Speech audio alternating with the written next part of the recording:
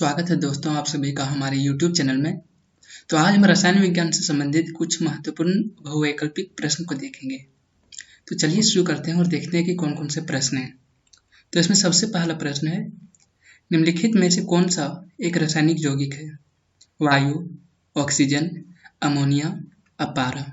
तो इनमें से अमोनिया जो है वो एक रासायनिक यौगिक है।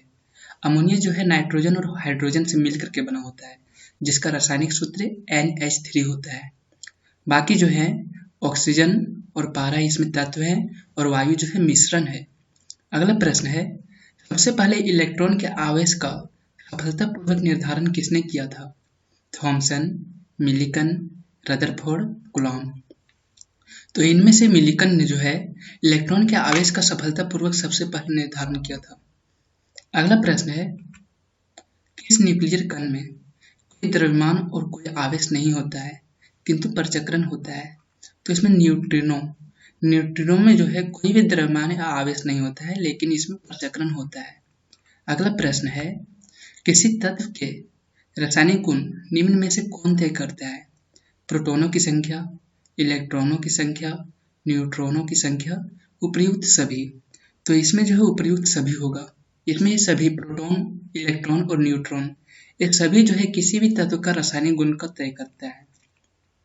अगला प्रश्न है, निम्नलिखित में से कौन सी इलेक्ट्रॉनिक संरूपण धातु तत्व के लिए है? 28, 287, 288, 2882। तो इसमें 2882D वाला ये जो है धातु संरूपण के लिए है। किसी भी धातु के बाहरी कक्षा में इलेक्ट्रॉनों की संख्या 1, 2 या 3 होता है, जबकि कोई भी अगर इलेक्ट्रॉनिक विन्यास में अंतिम कक्षा में 8 इलेक्ट्रॉन हो तो वे सभी अक्रिय गैस होते हैं, जबकि 7 होने पर ए हैलोजन समूह का अधातु होते हैं। अगला प्रश्न है, निम्नलिखित में से कौन सा एक परमाणु का भाग नहीं है? Electron, proton, neutron, photon. इसमें से फोटोन जो है एक परमाणु का भाग नहीं है, जबकि जो है इलेक्ट्रॉन, प्रोटॉन और न्यूट्रॉन ये तीनों के तीनों परमाणु का एक भाग है। अगला प्रश्न है, रेडियो सक्रियता की परिघटना की खोज किसने की? Madam Curie, Pierre Curie, Henri Becquerel, J C Thomson. इसमें से हेनरी बैकरेल ने रेडियो सक्रियता की परिघटना की खोज की थी। अगला प्रश्न है, किसी तत्व के परमाणु में 2 प्रोटॉन, 2 न्यूट्रॉन और 2 इलेक्ट्रॉन हो तो उस तत्व की द्रव्यमान संख्या कितनी होगी? 2, 4, 6 या 8। तो इसमें 4 होगा। हम सब जानते हैं किसी भी तत्व का द्रव्यमान संख्या प्रोटॉनों की संख्या और न्यूट्रॉनों की संख्या के बराबर होता है, और इसमें दिया हुआ है कि उस तत्व के परमाणु में 2 प्रोटॉन और 2 न्यूट्रॉन है, तो ये दोनों को जोड़ने पर 4 होगा, इसलिए उस तत्व का द्रव्यमान संख्या 4 होगा। अगला प्रश्न है, निम्नलिखित में से किसमें ऋणात्मक आवेश होता है? अल्फा किरण, बीटा किरण, गामा किरण, एक्स किरण। इसमें जो है बीटा किरण ऋणात्मक आवेश होता है। अगला प्रश्न है, निम्नलिखित में से कौन एक रेडियो एक्टिव तत्व नहीं है? Astatine, francium, titanium, zirconium. इनमें से जिरकोनियम जो है जिरकोनियम एक रेडियो एक्टिव तत्व नहीं है, बाकी एस्टेटिन, फ्रांसियम, टाइटेनियम ये तीनों ही जो है रेडियो एक्टिव तत्व हैं। अगला प्रश्न है, यूरेनियम विखंड की सतत प्रक्रिया को जारी रखने के लिए किस कण की जरूरत होती है? इलेक्ट्रॉन, प्रोटॉन, न्यूट्रॉन और पॉजिट्रॉन। तो इसमें न्यूट्रॉन होता है। कोई भी परमाणु नाभिक में उसमें विखंडन के लिए न्यूट्रॉन के कण की हमेशा जरूरत लगी रहती है। अगला प्रश्न 12, किसी तत्व के समस्थानिकों के बीच अंतर किनकी भिन्न अलग संख्या की उपस्थिति के कारण होती है? प्रोटॉन, न्यूट्रॉन, इलेक्ट्रॉन और फोटोन। इनमें जो है न्यूट्रॉन होगा।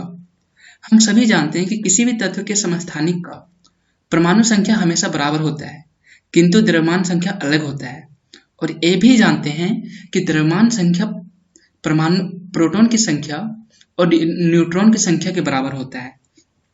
तो इसमें हमें ये भी पता है कि जो है प्रोटॉन की संख्या परमाणु संख्या ही होती है, यानी कि प्रोटॉन की संख्या हमेशा समान होती है। इसका मतलब ये है कि न्यूट्रॉन की संख्या अंतर हो सकता है। अगला प्रश्न है, निम्नलिखित रासायनिक तत्वों में से किस एक तत्व की अपने सभी यौगिकों में ऑक्सीकरण अवस्था समान होती है? Carbon, fluorine, hydrogen, oxygen. तो इनमें से फ्लोरीन, फ्लोरीन एक ऐसा तत्व है जिनका की ऑक्सीकरण अवस्था हमेशा समान होती है। फ्लोरीन जो है पूरे के पूरे आवर्त सारणी में सबसे अधिक विद्युत ऋणात्मक तत्व है और इस कारण से फ्लोरीन का हमेशा ऑक्सीकरण अवस्था समान रहती है, जो कि -1 होती है। कोई कोई क्या होगा कि ऑक्सीजन को देख करके ये सोचेगा कि ऑक्सीजन की ऑक्सीकरण अवस्था हमेशा समान होती है, किंतु ऐसा नहीं है। ऑक्सीजन कभी कभी -2 दिखाता है ऑक्सीकरण अवस्था, जबकि कभी कभी +6 भी दिखा सकता है। अगला प्रश्न है, निम्नलिखित में से कौन सा ईंधन न्यूनतम पर्यावरणीय प्रदूषण उत्पन्न करता है? डीजल, कोयला, हाइड्रोजन, केरोसिन। तो इनमें से हाइड्रोजन, हाइड्रोजन जो है एक ऐसा ईंधन है जिनमें कि पर्यावरणीय प्रदूषण सबसे कम होता है।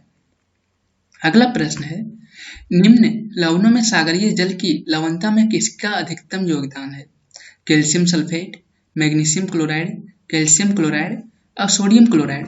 तो इसमें सोडियम क्लोराइड होगा। सोडियम क्लोराइड का सागरीय जल की लवणता में सबसे अधिक योगदान होता है और इसलिए सोडियम क्लोराइड, जिसको कि हम साधारण नमक भी बोलते हैं, अधिकतर इसको सागरीय जल से ही प्राप्त किया जाता है। अगला प्रश्न है, स्टेनलेस स्टील तैयार करने के लिए लोहे के साथ कौन सी महत्वपूर्ण धातु उपयोग में लाई जाती है? Aluminium, chromium, tin, carbon. तो इसमें स्टेनलेस स्टील तैयार करने के लिए लोहे के साथ क्रोमियम धातु का उपयोग में लाई जाती है। तो दोस्तों, अगर वीडियो अच्छा लगे तो इसे लाइक करें, कमेंट करें और शेयर करें। और अगर आप मुझसे पर्सनली बात करना चाहते हैं तो हमारे फेसबुक पेज को लाइक करके आप उसमें मैसेज भेज सकते हैं।